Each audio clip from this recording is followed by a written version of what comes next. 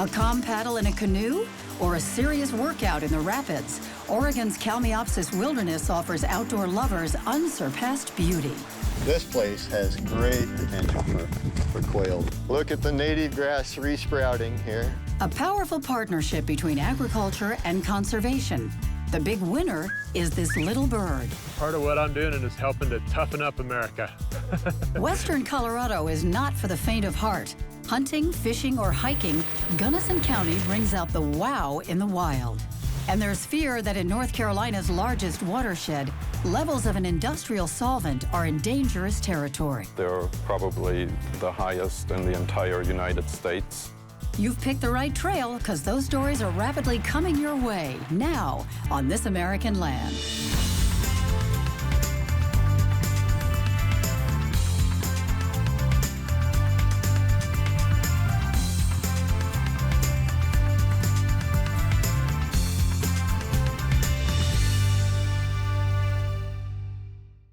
Funding for this program provided by the McKnight Foundation, the Walton Family Foundation, and the Horner Family Fund.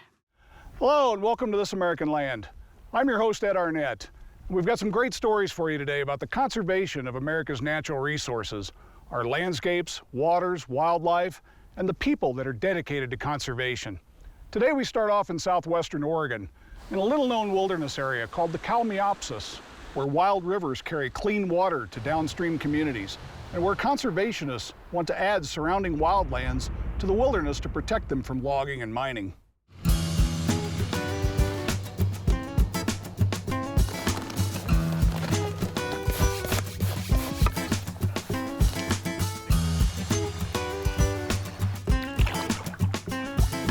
For me, being out on any river, it's just about being outside, being in touch with Earth, seeing animals you just run into randomly. My name is Zach Collier. I'm with Northwest Rafting Company. Here in the Kalmiopsis, it's just really clear water, amazing plants, wildlife, and remoteness. We're in the Forest Service land in Siskiyou National Forest, kind of the Chetco district, and we got a boat in tow. Do a little river trip today. Hey, Ann. Doing good. Gosh, the river looks great. It's perfect, perfect. Yeah, look how clear the water is. It's just fabulous. Yeah, it's looking nice. We're going to be going from just right down here at the edge, Redwood Bar, down to Nook Bar today. We're on the banks of the Chetco River, which is one of the quintessential rivers of southwestern Oregon. It flows from the Kalmiopsis wilderness through rugged wild canyons with crystal clear water out to the ocean. This fabulous, clean, fresh water that people love for swimming, camping, boating. And it's also the clean drinking water supply for several of our communities down here. My name is Ann Valisis, the president of the Kalmiopsis Audubon Society. There's a lot of people that have never been up into Kalmiopsis wilderness. It's just so hard to get to. But that's what keeps headwaters of our rivers in such great shape. We have a threat looming, which is the development of nickel strip mines at the headwaters of some of our most extraordinary rivers. I mean, there's just absolutely no place for a strip mine. A little bit of yarn, a little pink offering, a little buffet of color and a meal. A little bit tight here, so we have to be a little careful catching the trees. The cutthroat, the steelhead, the salmon are mainly a wild strain of fish. They like clean water. They want flowing water. The quality of the water and the returning of the fish is what makes our business. There is just something about being in a boat on a beautiful river like this that just makes you happy, don't you think? Even when I'm not leading tours, I come and I do these things by myself or with my family, and it's very important that I leave this place better than it was when I first came here. Clean water is very important to my business. People don't want to immerse themselves in a dirty, polluted waterway to go paddling with me. We're asking for protection of Rough and Ruddy Creek, Baldface Creek, and the North Fork Smith River. But they're already in the wilderness area. They are not. People think that the Smith River, because it's so grand and it's so huge, that it's protected, but it's not. This is Rough and Ruddy, so we are in the South Kalmiopsis roadless area. I bring my family up here all the time. Everybody wants this place protected. One of the things about the Kalmiopsis is that it has serpentine soil, which is this red, clayish look, which gives a lot of life to a lot of flora that you cannot see anywhere else in the world. I've actually lived here since 1947. My name is Barbara Yulian, and I'm with Friends of the Kalmiopsis. The wilderness area was named for a rare, very rare plant called Kalmiopsis leachiana, and it is found only in the Kalmiopsis. But one of the things that is so threatening to this area is the very geology that makes it so unique actually attracts mining companies. My name is Metlashne, Lauren Bomlin, and I am from the Tolowa people here, the Tolowa Dini. I don't see how the economic trade-off would be anywhere, comparable to the destruction of this area. The earth is our mother. She gave us our body. I mean, in our language, tsun is bone, and non-tsun is the mountain. So our bones come right out of the ground. We have more conifers growing here than anywhere else on the planet. I'm Tim Palmer. I'm an author and photographer. There are people who fish here in the winter for steelhead, in the fall for salmon, and swim in this river all summer long. Everybody that I know wants to protect this place. That, to me, defines a great community, a group of people who want to protect the values of the place where they live. We are along the banks of the North Fork of the Smith. My name is Grant Worskell, Executive Director of the Smith River Alliance.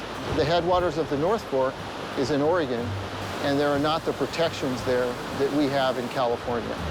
So that makes it extremely vulnerable to strip mining, and the connectedness is that whatever happens up there will affect this Reach River down here, everything below, and all the communities that depend on it. The Smith River holds the key to our community. It's what makes our trees grow. It's what makes our fish come back and return to this beautiful, clear river. And if we don't have that anchor, that water, that clean river as our focal point for the tourists that come to our area, more importantly for the culture that has driven this area for over 9,000 years, we won't have anything left to advertise to the world. We've got to figure out other ways to get the metals we need, and much of the nickel supply comes from recycled metals. So that's something we need to be doing, not to be trading away this utterly priceless place. This is our nest. This is all humanity's nest. And if we keep bruising it and keep hurting it and not giving it a chance to reheal or return or replenish itself, we're going to suffer in the end. I think there's something that's utterly restorative about sitting down near the edge of the river and just watching the water flow by, or if you're paddling and you see a bald eagle fly upstream, or if you see salmon in the water. All of that is just so magical to feel how we all just fit into the larger systems of life.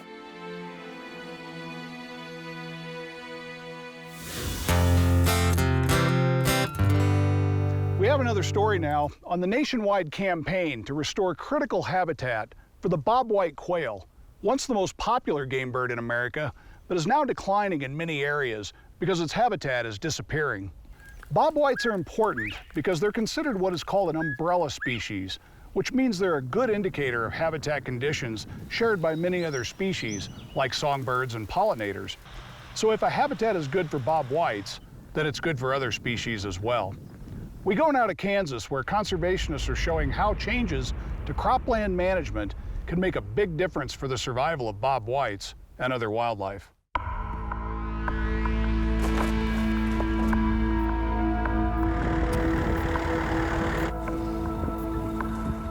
We're here in the town of Redding, and we're going to be burning down here south on an established buffer here along this ag field.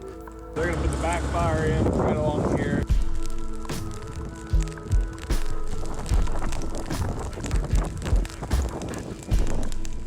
This particular area is part of our quail initiative. We're going to start with a burn. That'll help us remove the thatch of the native grass, allow some space for the existing forbs and stuff to reestablish. And by burning these fields off, we're going to maintain them as that nesting cover that we really need for the birds. Kansas is 97% privately owned. We are reliant on volunteer participation. Those biologists are going out to work with private landowners. In Kansas, agriculture and conservation have actually paired very nicely, and the wildlife really benefited from that. Well, we are here in Kansas to address bobwhites and cropped landscapes because Kansas has been a national example of how to do cropland conservation right, to address wildlife, soil, and water quality all at the same time with the same money. Other states can do the same thing that Kansas has provided such good national leadership for by relying on native vegetation and more natural, ecologically appropriate conservation practices. This place has great potential for quail. Look at the native grass resprouting here. So Randy, you've retired this field from cropping and put it into the Conservation Reserve Program, Right. primarily to stop soil erosion and improve the water quality in the creek below. This place has more potential for quail and other wildlife than any of our other places. I'm Randy Rogers. I'm a retired wildlife biologist. Worked for the Kansas Department of Wildlife and Parks for 32 years, and now I'm managing our own land. What I've tried to do is take into account good soil conservation, good water conservation, good wildlife conservation, and still have it be relatively easy to be farmed. Farmers, of course, their top priority, understandably, is making a profit to keep their farming operation going and provide for their families and provide food for all of us. Most of them, at least those that are interested in wildlife, are willing to do something. But the difficult part is that they're not necessarily willing to do everything that you need to pull it all together. So what kind of wildlife would you see in a filter strip such as this? Quail, turkey. And this filter strip is designed and laid out between the cropped area and the stream that lies adjacent. And so most of our practices that we enroll in the Conservation Reserve Program are grassland practices that provide shelter for wildlife, that protect from wind erosion, that protect from water erosion. But it goes beyond that too, because there is an economic benefit. So the public is willing to enter into a long-term contract with a landowner that's willing to offer their land into a program for multiple years. Most of our acres, over 98% of our acres that are enrolled in this program, go with native grasses, and it's benefited the native species. My name is Rod Winkler. I'm with the Kansas Farm Service Agency. We are at the Byron Walker Wildlife Area, 4,700 acres of prairie and river bottom within Kansas. We've had some big changes over the last couple of years.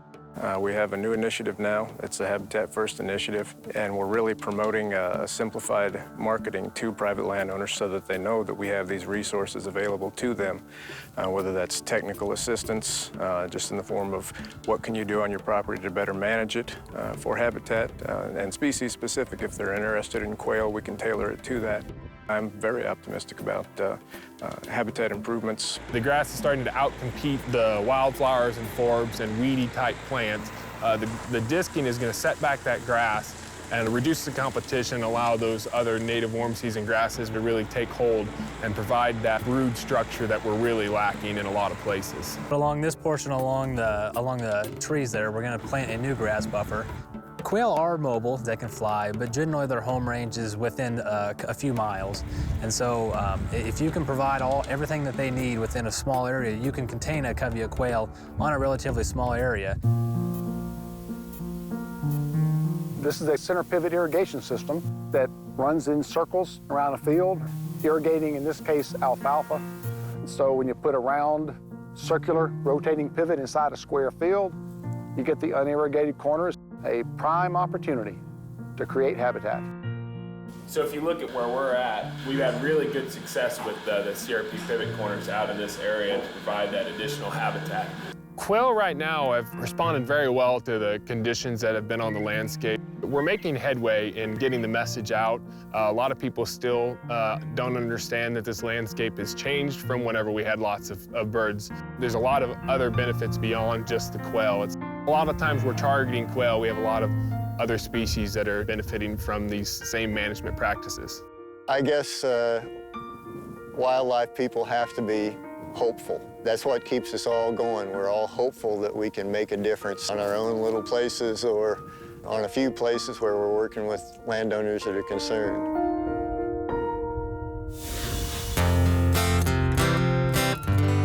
Now we go to Gunnison County, Colorado, often called quintessential Colorado because of its stunning mountain views, thriving agriculture, and endless outdoor recreational opportunities. Residents there are supporting more federal protection for public lands, including wilderness and special management areas to protect wildlife, headwaters of streams and rivers, and outstanding areas for recreation and natural beauty. All this beautiful wilderness views and all these mountain bike trails that are single and pristine and quiet. It's a great place to ride. It's a great place to live.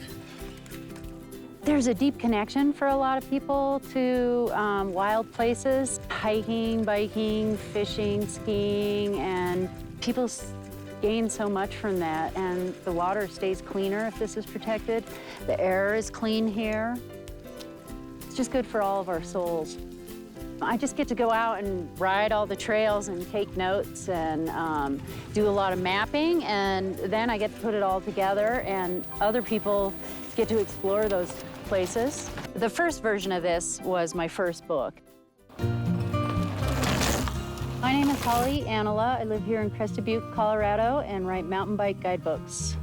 My name is Rob Mahidi. I'm a carpenter here in Crested Butte, Colorado. The Gunnison is known for its wildlife and its huge herds of elk, deer, bear, fox, lynx, and has these huge wildlife corridors that are so important for the migration of these animals to stay healthy.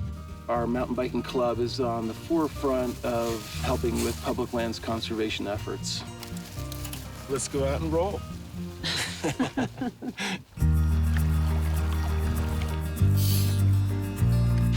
Good one just jumped right there. Yeah. Little guy. Yeah. Fly fishing teaches you patience. You're busy the whole time, and you learn how to be patient with things like tangles, because they're inevitable, and waiting for that fish and trying to catch that fish. Holy cow. There's some spawning right there. He's huge. I mean, sometimes just coming out here, I don't care if I catch a fish, it's just to come out to a spot like this and enjoy it and watch them. You know, catching them is a bonus. Clean water is very important to the business because the trout live in clean water. I had to put one into that little corner. If this stays clean and fresh and pristine, it's here for generations to come. If there was something to mine below this water, for example, it's finite. You know, it's going to go away, and then when it's gone, so is all the rest of this. You can't restore what was once here.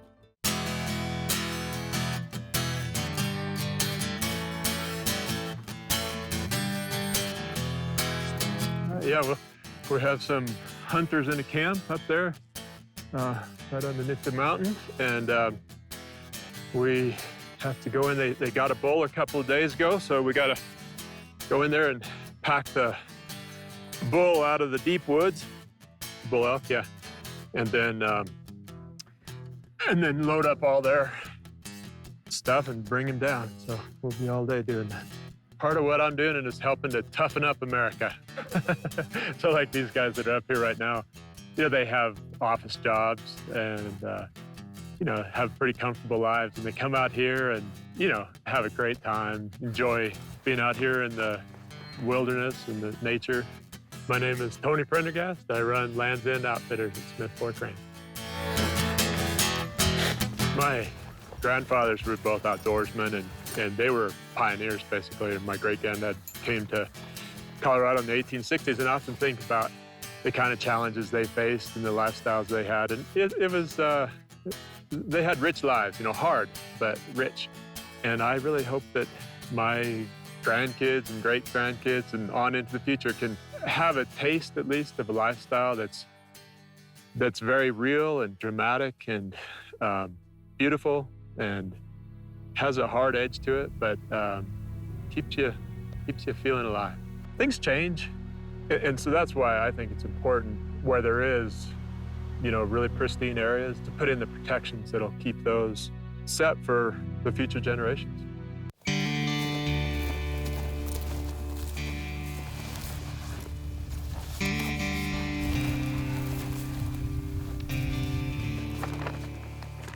Okay, so we're right here currently on the west edge of the West Elk Wilderness.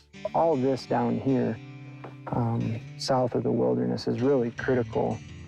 Winter range, it's super important, not just to elk and deer, but to a lot of other wildlife species as well. So at least being able to have a discussion with all the interested parties about keeping this stuff intact, trying to avoid massive fragmentation.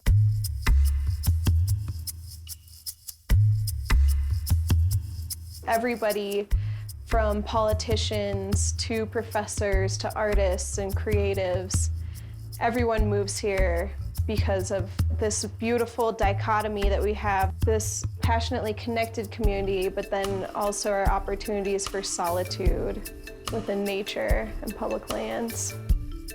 We just have so many advocates for our space up here. Even the Crested Butte Chamber of Commerce is doing a really good job of looking at how we keep this place amazing for locals, but also make tourists feel welcome when they come and visit. These are the last places that I think that we have the chance to do it now, and luckily we have support from our politicians.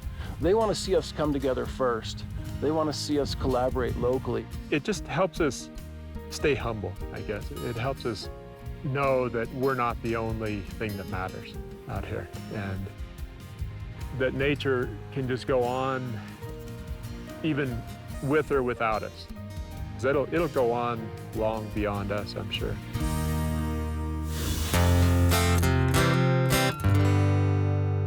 The lead contamination in the water supply in Flint, Michigan shows how sometimes we take this precious resource for granted.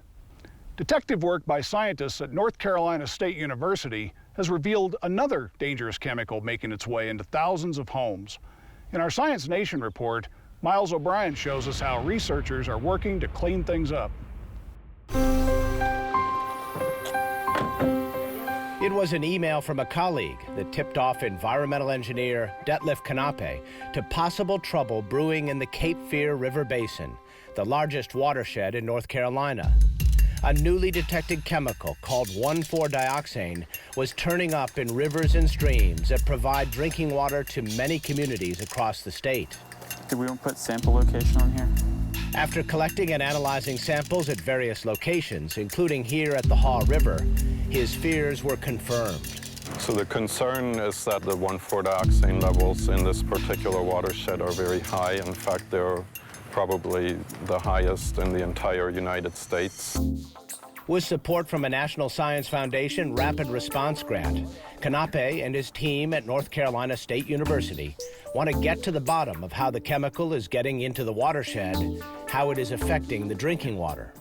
We are dealing with a chemical that shouldn't be in the water in the first place, and it is a probable human carcinogen. If we would drink water with elevated 1,4-dioxane levels over a lifetime, our risk of contracting some form of cancer would go up. Knappe says 1,4-dioxane is an industrial solvent and a byproduct in manufacturing everything from laundry detergent to cosmetics to plastics. And water treatment plants typically don't test for it.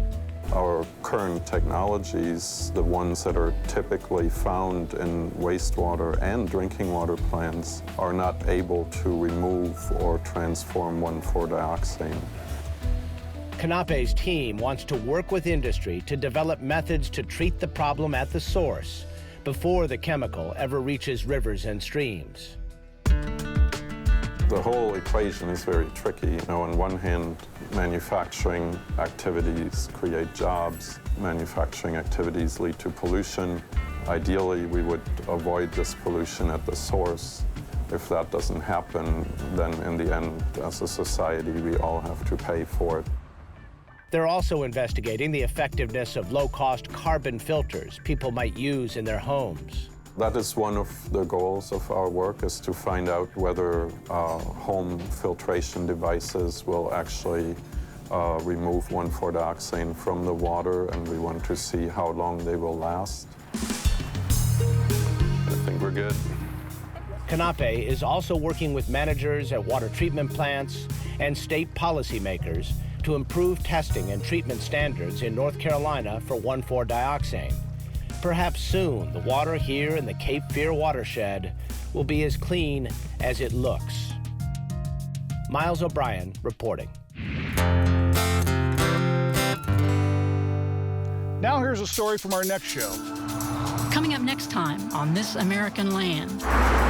Urban sprawl and habitat destruction have blocked historic wildlife corridors and migration routes across the U.S. They spend their last days on this earth jumping into a stream that washes them back to where they started. They won't quit until it kills them. In Oregon and Colorado, creative new efforts are underway to restore safe pathways. Next time on This American Land. That's all for this week. Thanks for joining us, and we'll see you next time. For more information about this program, visit thisamericanland.org and like us on Facebook. Funding for this program provided by the McKnight Foundation, the Walton Family Foundation, and the Horner Family Fund.